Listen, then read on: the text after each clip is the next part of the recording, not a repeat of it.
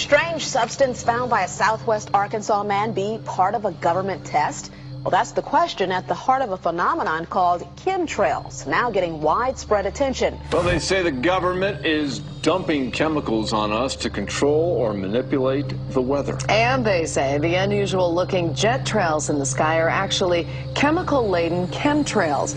People say the government is up there in airplanes spraying all kinds of chemicals to change or manipulate the weather, leaving what you see there, and they call that a chemtrail. So when I look up there and I think are contrails, you're telling me are chemtrails? Yes, that a contrail would be dissipated by now. And it's interesting, Dale and Christina, this is of interest not just in this country, but European countries and frankly all over the world. A lot of folks interested in it. Well, Dave, you mentioned that climatologists and others who study the atmosphere believe that they'd be able to surely spot any kind of signs of an ominous plot. Our journey started in San Diego, California, where thousands of scientists, engineers, policymakers, and journalists gathered for the American Association for the Advancement of Science Conference. One of the topics was the artificial manipulation of the Earth's climate, also called geoengineering. During the meeting, scientists spoke about the plausibility of implementing geoengineering campaigns throughout the world under the guise of preventing global warming. One widely accepted theory was to block the sun by spraying something into the atmosphere. When they were asked about existing aerosol programs, they stated clearly that no such programs have ever been implemented. But strangely, these proposals sounded exactly like what people around the world are claiming is already happening. When I found out that the American Association for the Advancement of Science was going to be held down here and the main body of topics would be on geoengineering, I had to come. I had to be in on this. I had to hear what these top climate change scientists had to say. As the other question about chemtrails and whether geoengineering is being deployed right now without our knowledge, I don't have any personal insight into that, other than to say that I've worked in government at pretty high levels in the White House and at state government. I'm personally skeptical of that, but obviously you never know what you don't know. Chemtrails. On the internet, they are cited as proof of the government creating clouds to combat global warming. They claim the American government, with the secret approval of the national government, is covertly using jet aircraft to spray population centres with aluminium, with barium and with strontium so as to reduce people's immunity and reduce the global population. I'm always a little bit suspicious because the government doesn't seem that capable to do something on such a large scale. That is not rain, that is not snow. Believe it or not, military aircraft flying through the region is dropping chaff.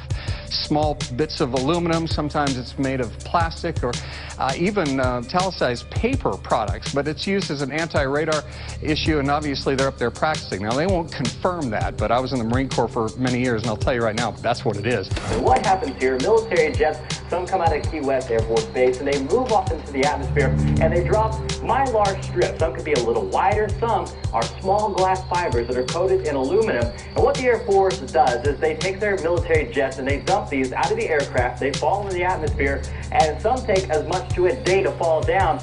This is inevitably military or something going on. The government, the Air Force, you see this kind of a pattern like this, you can rest assured there's something going on. They're actually little bitty magnetic and little bitty strips of, whether it's aluminum. It's a nuisance to you and I to determine what's real and what's not, but it looks like it is a life-saving operation there from the military. The apparent motive behind this conspiracy theory is one world government. Order, I cannot hear. Mr. Speaker, I want to assure the House that both my ministry and my colleague, the Minister of Health, who have received correspondence on this issue, that this conspiracy theory does not have an iota of truth, and that the trails observed from aircraft simply come from jet engines. Question number 9. Order. And I think what an appalling example it is of the new Foreign Affairs spokesperson for the Labour Party that she's spreading conspiracy theories about the United States government. I think the House has heard sufficient. It is called geoengineering, fighting global warming by putting a chemical dust in the atmosphere and reflecting harmful radiation back into space. We take geoengineering to mean deliberate, large-scale intervention in the Earth system.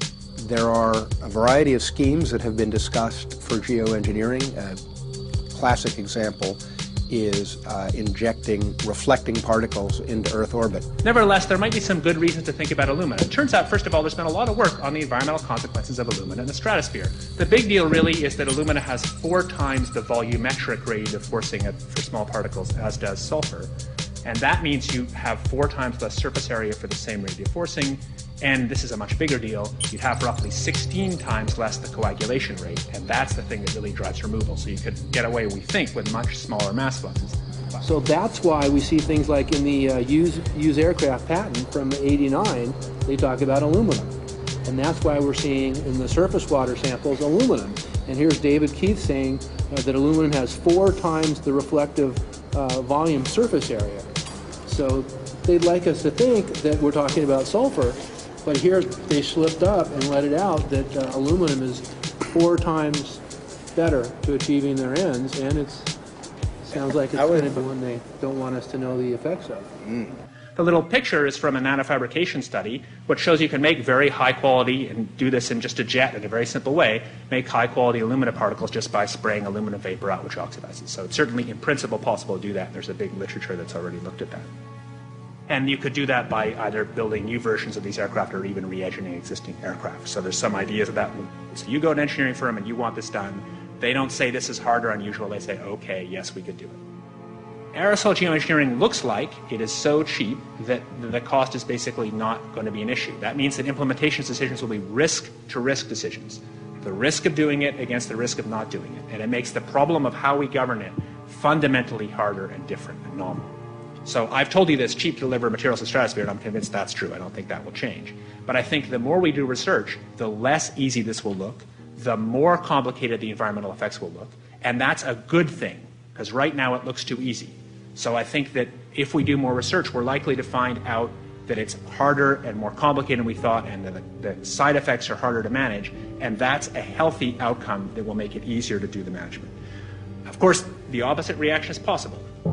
It's an empirical question, how people will actually react to knowledge about this. Another reaction is to say, if these crazy scientists are so concerned about putting CO2 in the atmosphere, they want to think about these things, then that might actually mean we should be more serious about the risks of CO2 in the atmosphere. And by the way, it's not really a moral hazard, it's more like free riding on our grandkids. And by the way, it's not really a moral hazard, it's more like free riding on our grandkids. Numerous air quality studies, including from CARB, California Air Quality Resource Board, have named submicron-sized particulates as being particularly harmful for human respiration.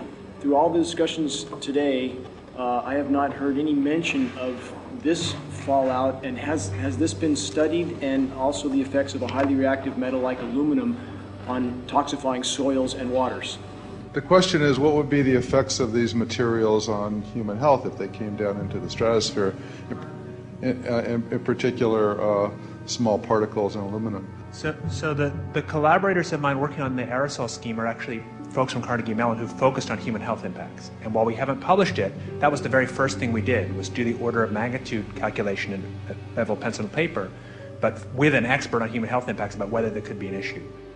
And for aluminum or other particles, there are a lot of toxicological things that need to get looked at seriously.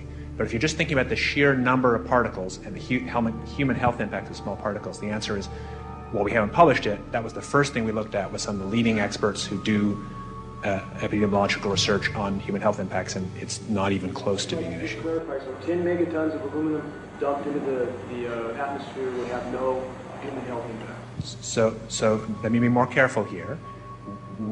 To separate out the toxicological, so the alumina we've only begun to research and published nothing.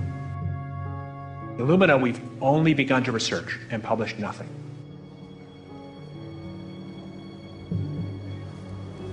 Dane looked at him and he said, so you're telling me that spraying 10 to 20 megatons of aluminum, as you said, would have no human health effects? He took a deep breath and he swallowed and he said, let me be more careful here. We haven't done anything serious on alumina, and so there could be something terrible that we'll find tomorrow. We haven't looked at it. And that, for me, that was the whole main point of what is going to be coming out to the public. It's the damaging effects of aluminum that are being found around the world in massive amounts. Here's David Keith confronted on this very issue, and he looked, you know, at that point like they just let the cat out of the bag. Mm-hmm. we haven't done anything serious on alumina, and so there could be something terrible that we'll find tomorrow. We haven't looked at it. They're proceeding because they have an agenda that's separate from trying to thwart this crisis of global warming. You know, there's obviously several other objectives, whether it's depopulation, control, weapons aspects, communications aspects, all kinds of things, you know, wild cards that we know nothing about. We don't really know, and I'm not going to attempt to speculate on exactly what the agendas are, but we can see clearly the agendas are not benefiting mankind. You know, it's benefiting the agenda of the elite. And so I think the question is, how do you draw the line between some activity that is allowed and doesn't need global governance and activities that do require global governance? Dr. John Holdren has agreed to serve as Assistant to the President for Science and Technology and Director of the White House Office of Science and Technology Policy.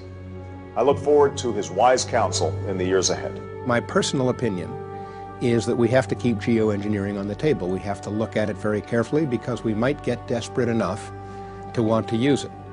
So what would we do if in year 2040 or 2060 there's a severe climate crisis, say widespread famines or Greenland sliding suddenly into the ocean? That the only plausible way in which we could start the Earth cooling this century is to directly intervene in the climate system, say by putting particles in the stratosphere. We do stuff in the stratosphere all the time, of course, and so it's not as though the stratosphere is absolutely pristine. But you don't want to have people going off and doing things that involve large radiative forcings or go on for extended periods, or for that matter, provide lots of reactive surfaces that could result in significant ozone destruction. You know, maybe I'm putting a particle into the atmosphere because I'm trying to make money, or maybe I'm putting a particle into the atmosphere because I'm engaging in scientific research and trying to understand cloud physics, or maybe I'm putting this particle into the atmosphere because I'm trying to make it rain locally to seed a cloud and get more snow on our ski slopes. And this obviously raises all kinds of questions. It's hugely risky. It will likely negatively impact some people, but we might find ourselves in a situation where those risks seem worth taking. One of the things that really shocked me was in one of the breakouts they had the benefits of these programs and then the risks. Now the benefits, the one thing that was stated was the just cooling the planet. You know, some of the risks were ozone depletion, droughts in Africa and Asia. I got to tell you, I came away from this experience after listening to these scientists for 4 days of symposiums, really concerned because it's clear now that they are justifying, rationalizing, and looking to legitimize some really, really horrible impacts, further impacts on our environment. And they're basically formulating the sales strategy and the implementation and oversight strategy and the funding strategy. After San Diego, I was shocked by the programs that had been proposed. I decided to write about it. That night when I finished, I sent the article to an online publication with my email address attached. When I woke up the next morning, my inbox was flooded with responses from around the world. Why? Because I had just broken the story on aluminum in geoengineering models, which I had no clue at the time that very few people knew about. Now this metal, aluminum, is being found in massive quantities way above normal levels all over in rain, in soil, and in snow.